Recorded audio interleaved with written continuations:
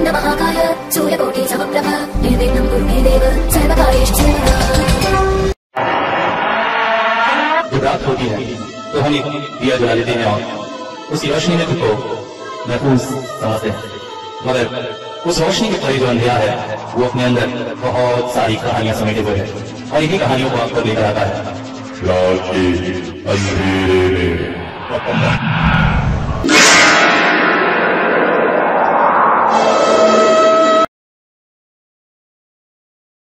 Hello, नमस्कार, आदाब, सत श्री अकाल दोस्तों। स्वागत आप सभी का।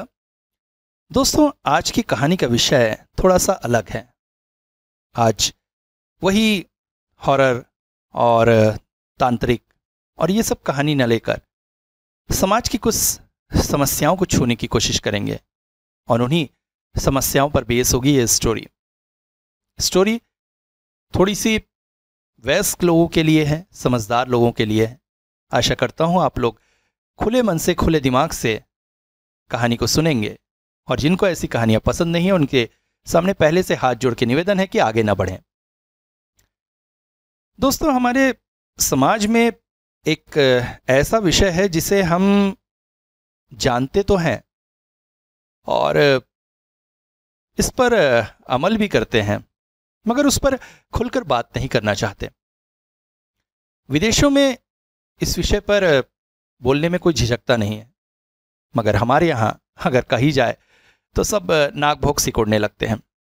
और ये विषय है स्त्री पुरुष विवाह के बाद का संबंध या सेक्स।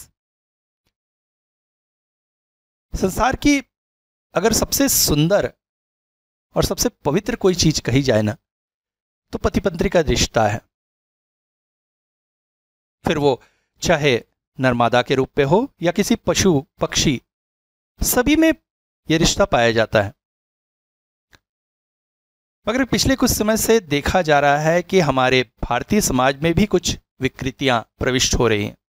ये पहले विदेशों में थी और ये विकृतियां हैं होमोसेक्सुअल या फिर लेस्बियंस।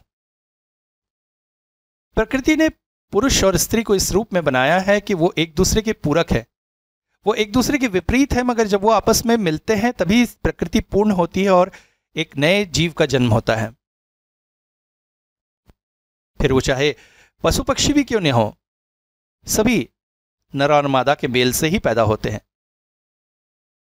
मगर अब हमारे समाज में कुछ ऐसे लोग हैं जिनका मानना यह है कि विवाह स्त्री पुरुष में ना होकर स्त्री स्त्री और पुरुष पुरुष में भी संभव है। स्त्रियां समझती है कि पुरुष जो कि एक विपरीत शरीर, विपरीत मस्तिष्क का व्यक्ति है, वो उसकी भावनाओं को नहीं समझ सकता। उसकी भावनाएं एक स्त्री ही समझ सकती है और उसी के साथ वो वैवाह संबंध बनाकर सुखी रह सकती है। पुरुष को ऐसा लगता है कि उसकी शारीरिक आवश्यकताएं एक स्त्री नहीं पूरी कर सकती, एक पुरुष ही पूरा कर सकता है और इसीलिए वो भी पुरुष के साथ मिलना चाहता है। दूसरी तरफ समाज की एक और समस्या है और वो है पॉर्न। इस विषय पर जानते हम सभी हैं, मगर बोलता कोई नहीं।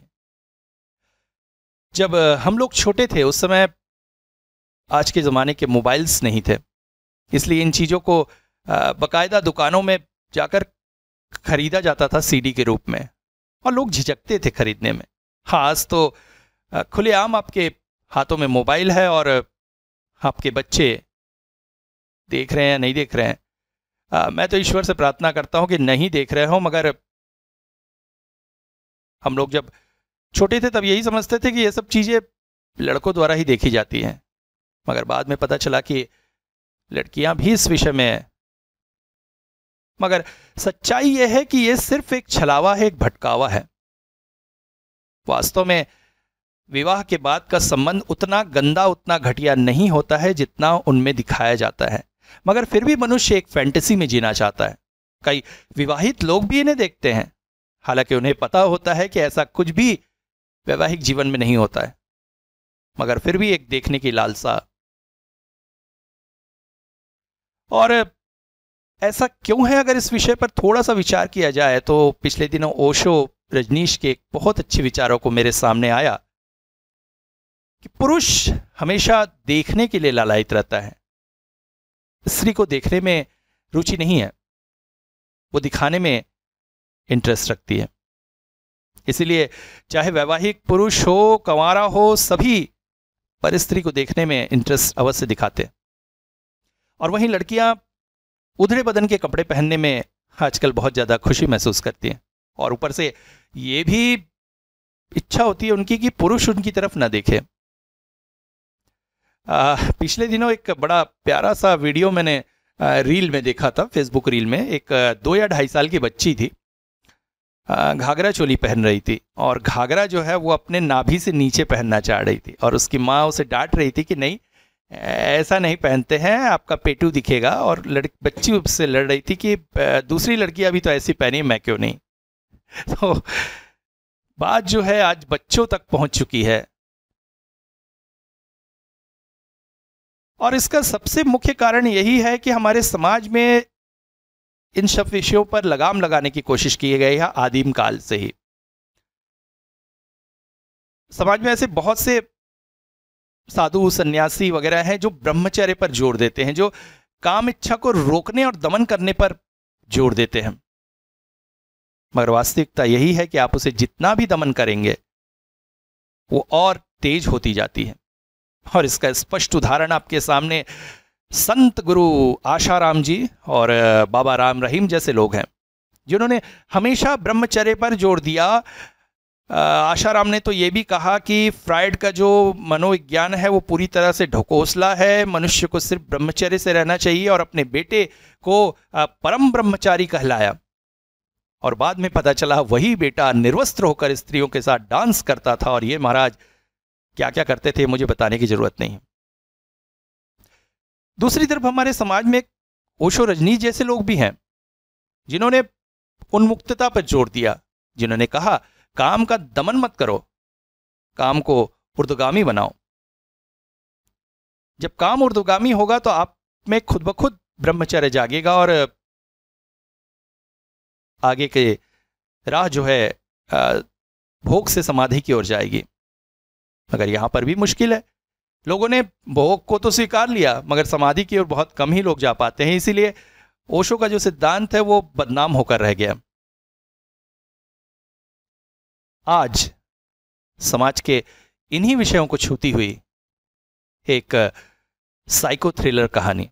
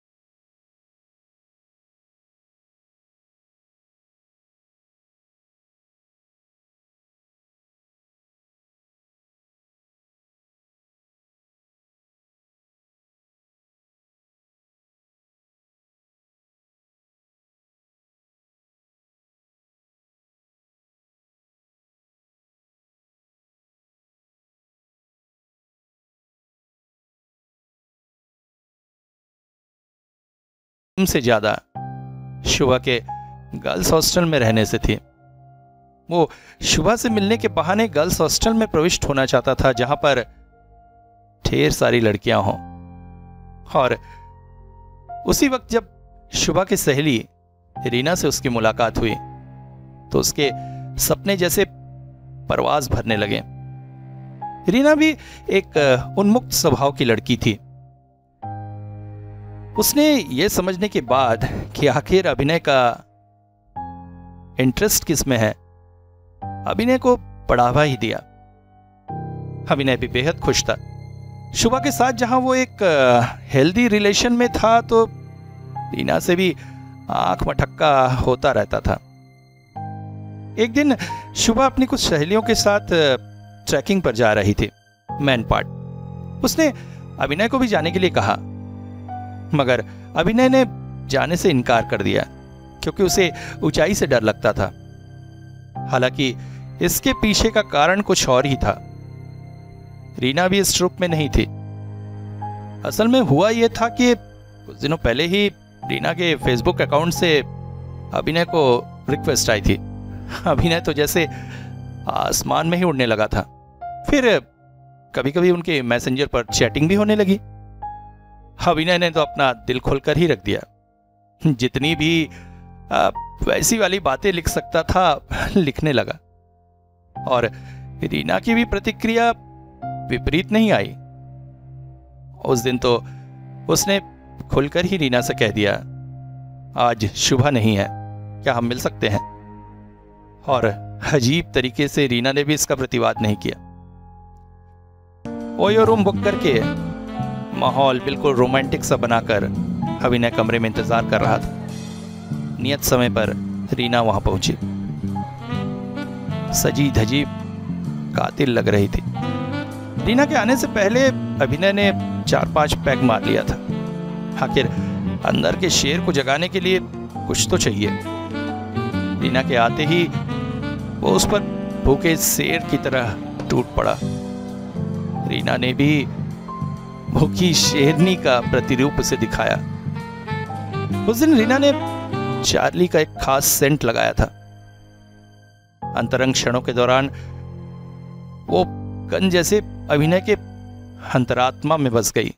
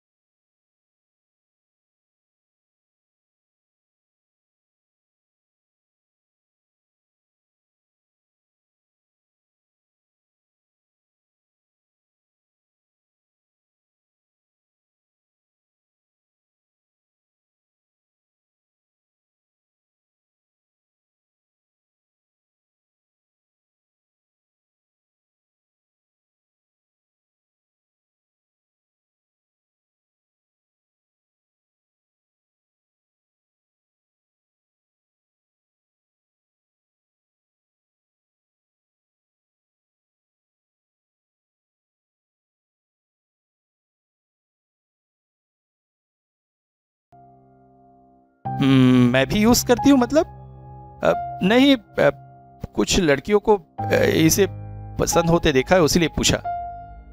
मगर इस वक्त तो मैंने कोई सेंट नहीं लगाई। और उस दिन आश्चर्यजनक रूप से पूरे घर में अभिनय को वही सेंट महसूस होती रही, मगर घर के किसी सदस्य ने भी वो सेंट यूज नहीं किया था। अभिनय ने इसे मात्र संयोग समझकर भुलाने की कोशिश की। एक दिन शीतकालीन छुट्टियां थी। शुभा ने रिक्वेस्ट की कि क्यों ना दोनों मैन पार्ट घूमकर आ जाएं। शादी को बहुत दिन हो गए हैं, हनीमून के बाद से दोनों अकेले कहीं घूमने नहीं गए हैं। अभिनय ने इस बार कोई प्रतिकार नहीं किया, नहीं ऊंचाई से डर का बहाना बनाया, बल्कि शुभा के साथ खुशी खुशी वो मैन पार्ट घूमने चला गया। जिस होटल में वो ठहरे थे उसका मालिक शुभा का पहले से ही पहचाना हुआ था, क्योंकि इससे पहले भी जब वो अपने फ्रेंड्स के साथ आई थी तो यहीं रुकी थी। इसलिए वहां पर रहने खाने की व्यवस्था बहुत अच्छी हो गई। मैनेजर ने तहे दिल से दोनों का स्वागत करते हुए खाना पीना इत्यादि बहुत अच्छे से परोसा। मैनेजर के साथ एक तरह से उनकी फ्रेंडशिप ही हो गई थी। एक दिन शुभा कमरे में कुछ काम कर रही थी तो समय बिताने के लिए अभिनय नीचे मैनेजर के पास चला गया। दोनों एक टेबल पर बैठकर कॉफी पी रहे थे। मैनेजर बोला, कैसा लग रहा है सर आपको हमारा शहर? जी जगह तो बहुत अच्छी है। अच्छा, इससे पहले आपकी वाइफ जब अपने फ्रेंड्स के साथ आई थी तो आप नहीं आए थे ना? नहीं, उस समय मैं नहीं आया था। हाँ, उस समय इन लोगों ने बहुत मस्ती की थी। देखिए, एक दो फोटो मेरे पास भी है। मैनेजर ने अपना मोबाइल निकालकर एक फोटो उसे दिखाई और देखते ही साथ अभिनय के दिमाग में जैसे बिजली कौंध गई। फोटो में रीना भी थी और फोटो की डेट ठीक वही थी जिस दिन। ये कैसे हो सकता है? एक ही इंसान एक ही समय पर दो जगह कैसे हो सकता है? ये लड़की भी इन लोगों के साथ थी क्या? हाँ, ये भी थी ना। स्वभाव की बड़ी अच्छी है। चौंक पड़ा था अभिनय, मगर शुभा ने तो उससे कहा था कि रीना नहीं जा रही है, और रीना भी तो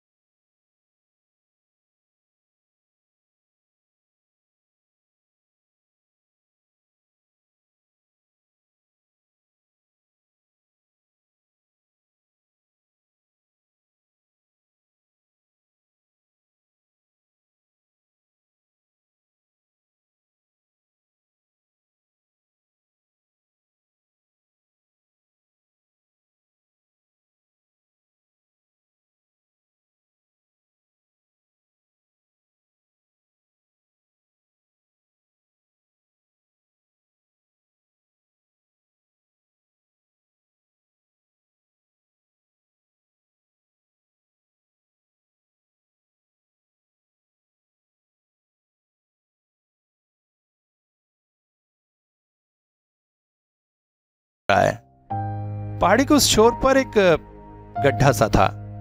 वो उसी में कूद गया और जोर से चीखा, शुभा! शुभा चौंक कर दौड़कर आई, अभिनय! मगर जब उसे उस गड्ढे में खड़ा देखा तो शुभा जैसे तमतमा उठी और गुस्से से पलटकर वहां से जाने लगी। अभिनय भी हंसता हुआ गड्ढे से ऊपर चढ़ने की कोशिश कर ही रहा था कि अचानक उसका ध्यान नीचे खाई की तरफ गया। खाई में एक पेड़ की टंगाली सी थी और उसमें कुछ था। उसने रुककर जब गौर से देखा तो ये क्या? एक इंसानी शरीर उस डंगाल पर लटका हुआ था। नीली जींस, ब्लैक ट्राउजर पहने हुए कोई लड़की। उसके सिर पर चोट आई हुई थी और खून रिस रहा था। अभिनय को लगा अभी डंगाल टूटने ही वाली है और शरीर। वो चीखा, कौन है? और तभी आश्चर्यजनक तौर पर उस लड़की ने सिर उठाकर अभिनय की तरफ देखा। अभिनय का पूरा शरीर जैसे कांप उठा। रीना! वो तेजी से गड्ढे से बाहर निकलकर दौड़ता हुआ जाकर शुभा से लिपट गया। अरे क्या हुआ? नहीं तो मुझे छोड़कर जा रही थी ना, इसीलिए। इसके बाद वो लोग वापस कमरे में आ गए, मगर अभिनय के दिमाग में बार बार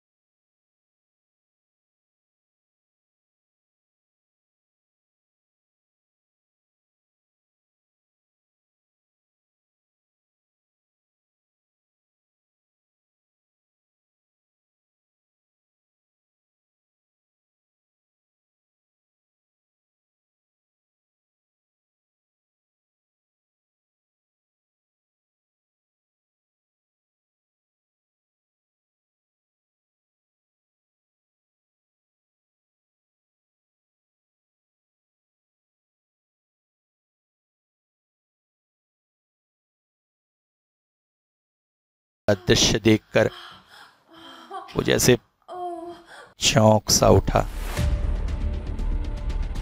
ये क्या हो रहा है? उसके सामने ही शुभा और रीना अंतरंगता के पलों का आनंद ले रहे थे।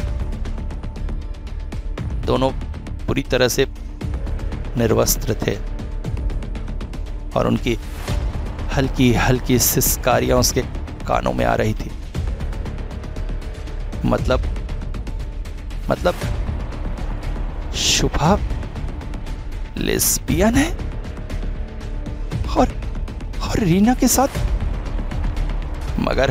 मगर ये क्या हो रहा है? उसके सामने ही दोनों ऐसा कैसे कर सकते हैं? अचानक ही वो गुस्से से उठने की कोशिश करने लगा और तभी उसे महसूस हुआ वो बिस्तर से नहीं हिल सकता है। उसका पूरा शरीर जैसे पैरालिसिस से ग्रसित हो चुका है।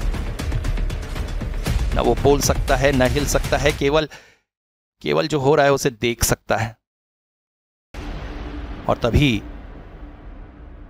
अंतरंगता के क्षण छोड़कर रीना ने उसकी तरफ देखा और एक भयानक हंसी हंस पड़ी।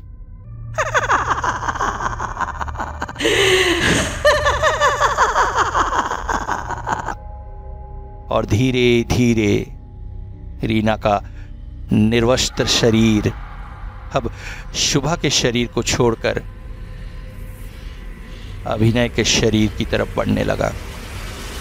वो ठीक उसके छाती के ऊपर आकर बैठ गई। मगर ये क्या? ये रीना का कैसा स्वरूप है?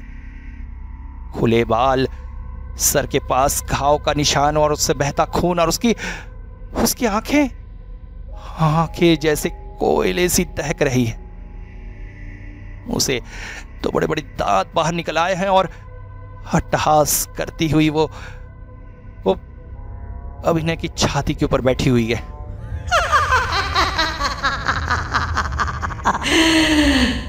क्या अपनी पत्नी के साथ मुझे देखकर तुम्हारा पुरुषत्व हट हो गया?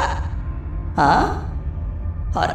और उस दिन जब होटल में मेरे साथ अंतरंगता के क्षण बिता रहे थे तो अपनी पत्नी को धोखा देते हुए जरा भी शर्म नहीं आई तुम्हें? हाँ, मैं और शुभा, हम दोनों में वही रिलेशन है जो एक पति पत्नी में होता है। हाँ, अंतर सिर्फ इतना है कि हम लड़कियां हैं।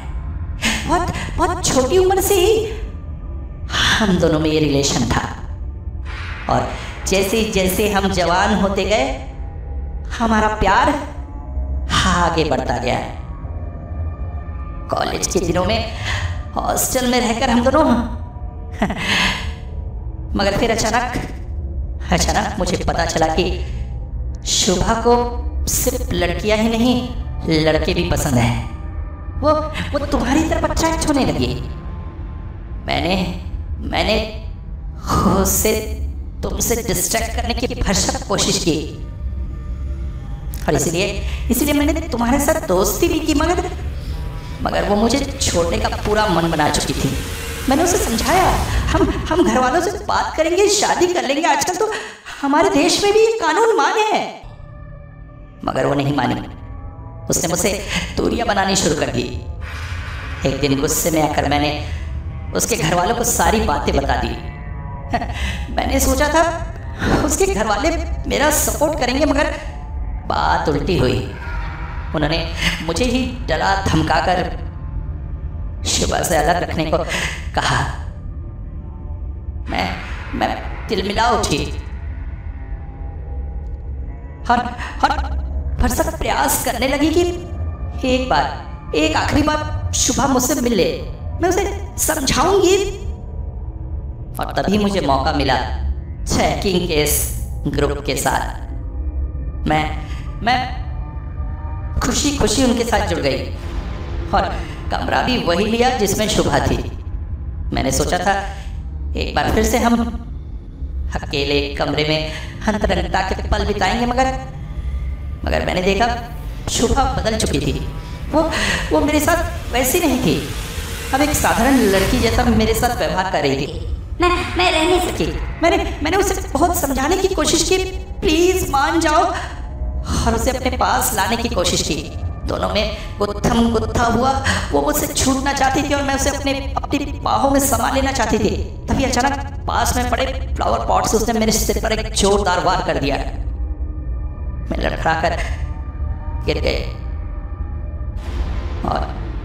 और मेरी लाश को चुपचाप पहाड़ तक वो लेकर गई और पहाड़ के नीचे वाली खाई में फेंक दी। आज भी मेरी लाश वहां लटकी हुई है। तुमने तो खुद देखा है। पुलिस को अभी तक इस बात का पता नहीं है। तो प्लीज मदद करो मेरी। पुलिस को बता दो ये सब। मैं तुम्हारी मदद क्यों करूं? और मेरे साथ तुमने ऐसा क्यों किया? अभिनय ने पूछा। वो बोली, मरने के बाद भी मेरी प्यास नहीं बुझी थी। मुझे बस ये जानना था कि आखिर तुम में ऐसा क्या है कि शुभा तुम्हारी दीवानी हो गई और मुझे भूल गई। इसलिए मैंने तुम्हारे साथ। दुष्ट पापिन, चले जाओ मेरी नजरों के सामने से। छोड़ दो मेरी शुभा को। अब तुम्हारा कोई काम नहीं है। कैसे छोड़ दूं? वो मेरा प्यार है और अब तो मैं शरीर के बंधनों से भी मुक्त हूं। जब चाहूंगी आकर शुभा के साथ। नहीं, तुम ऐसा नहीं कर सकती, तुम ऐसा नहीं कर सकती, चीख पड़ा था अभिनय। उसके चीखने की आवाज सुनकर शुभा जल्दी से उठ बैठी। कमरे की लाइट जलाकर उसने अभिनय को झकझोरा। क्या हुआ अभिनय? हड़बड़ा कर उठ गया अभिनय, पसीने से तरबतर भीगा हुआ। उसे समझ में नहीं आ रहा था जो कुछ भी उसने देखा था वो सपना था या सच। अचानक उसने झपट कर शुभा के गले का लॉकेट खोल दिया और अंदर का दृश्य देखकर उसका पूरा शरीर तमतमा उठा। लॉकेट में एक तरफ शुभा की तस्वीर तो थी, मगर दूसरी तरफ उसकी नहीं, रीना की तस्वीर थी। चीख पड़ा था अभिनय, शुभा, रीना के साथ तुम्हारा क्या रिलेशन था और तुमने रीना को क्यों मारा? क्या बकते हो तुम? मैं रीना को क्यों मारने जाऊंगी? और ये रिलेशन वाली बात कहां से आ गई? मुझे सब कुछ पता चल चुका है। मुझसे छुपाने की कोशिश मत करो, तुम और रीना। शुभा इस वक्त उसकी बातें सुनकर फूट फूट कर रोने लगी थी। उसने अपना चेहरा दीवार की तरफ कर रखा था। चीखता जा रहा था अभिनय, शुभा मेरी बातों का जवाब दो, तुम और रीना। अचानक ही शुभा उसकी तरफ पलटी, मगर ये क्या? ये तो शुभा नहीं थी, ये तो वही पिशाचनी थी जो अभी कुछ देर पहले उसे सपने में दिखी थी। अब तेरी पत्नी के शरीर पर भी मेरा अधिकार है। मैं जब चाहूंगी इसके शरीर में आऊंगी, जब चाहूंगी जाऊंगी। नहीं, तुम ऐसा नहीं कर सकती। तुम मेरी शुभा को इस तरह से नहीं जकड़ सकती। मैं उसे तुमसे आजाद करके रहूंगा। कहते कहते अचानक पास ही पड़े एक लोहे के चेयर को उठाकर अभिनय ने जोर से फेंका, मगर चेयर शुभा के पास पहुंच पाता इससे पहले ही हवा में तैरकर वो जमीन पर गिर गया। ऐसा लगा जैसे किसी ने उसे शुभा तक पहुंचने से पहले ही रोककर जमीन पर फेंक दिया। इसका मतलब कमरे पर वो अकेला नहीं है। वो पिशाचनी अपने साथ और भी आत्माओं को लेकर आई है जो उसकी रक्षा कर रहे हैं। मगर इतनी सारी आत्माओं से लड़कर वो अकेले अपनी शुभा को कैसे बचाएगा? मगर चाहे जो हो उसे कुछ ना कुछ करना ही पड़ेगा। अचानक झपट पड़ा था अभिनय शुभा की तरफ। पर तभी ऐसा लगा जैसे किसी ने शुभा को एक तरफ खींच लिया और लड़खड़ाकर अपने पास ही की खिड़की से बाहर गिर पड़ा। होश आया तो अभिनय ने अपने आप को एक हॉस्पिटल के रूम में पाया, जहां उसका एक हाथ चेन से बेड पर बंधा था। हड़बड़ाकर उठ गया। अरे अरे अरे, घबराने की कोई बात नहीं, जरा शांत हो जा। हाँ, शुभेंदु तू?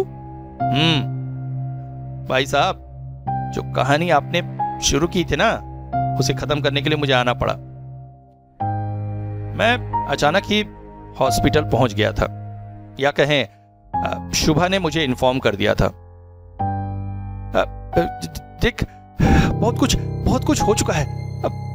मैं सब तुझे बताऊंगा। हाँ, मुझे कुछ बताने की जरूरत नहीं है दोस्त, मैं सब कुछ सुन चुका हूं। और तुमने भी जो कुछ किया है ना, वो मैं तुम्हें बता रहा हूं। ये सब क्या कांड शुरू कर दिया है? क्या कांड है? क्या कांड? मेरे साथ जो कुछ हुआ है, अरे एक लेस्बियन मेरी बीवी और अपनी दोस्त को मार डाला, उसका प्रेत। दोस्त, इस वक्त तुम एक बहुत बड़ी बीमारी से जूझ रहे हो, समझे? क्या मतलब? हाँ, तुम्हें सीजोफ्रेनिया हो गया है, और ये हुआ है तुम्हारी ज्यादा ड्रिंक करने की वजह से। पहले तुम्हें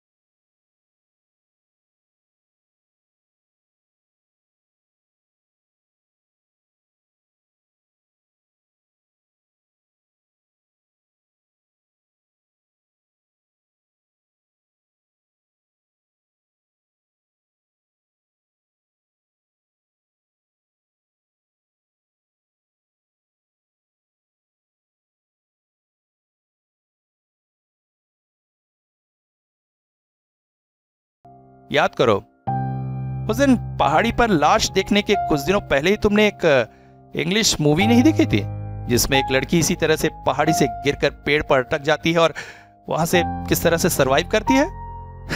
उसे तुमने हेलुसिनेशन के रूप में अपनी पत्नी द्वारा की गई हत्या देख ली, और अपनी पत्नी को प्रेतनी के रूप में भी देख लिया। उस दिन जब तुम अपनी पत्नी पर चिल्ला रहे थे तो होटल का मैनेजर और कुछ कर्मचारी कमरे में आ चुके थे, मगर तुम्हारे हेलुसिनेशन की सीमा यह थी कि तुम्हारी पत्नी तुम्हें चुड़ैल दिख रही थी और बाकी कोई भी तुम्हें नहीं दिख रहे थे। इसलिए जब तुमने अपनी पत्नी को चेयर फेंक कर मारा तो वो तुम्हें हवा में रुकता और नीचे गिरता दिखाई दिया। ओह शिट, ये सब क्या हो रहा है मेरे साथ? हाँ, वो तो किस्मत अच्छी थी कि समय पर पता चल गया कि तुम सीजोफ्रेनिया के करीब हो, इसीलिए यहां तुम्हें भर्ती किया गया है। फर्स्ट स्टेज पे हो, जल्दी ठीक हो जाओगे। ओह, मैं अपनी पत्नी का सामना कैसे करूंगा?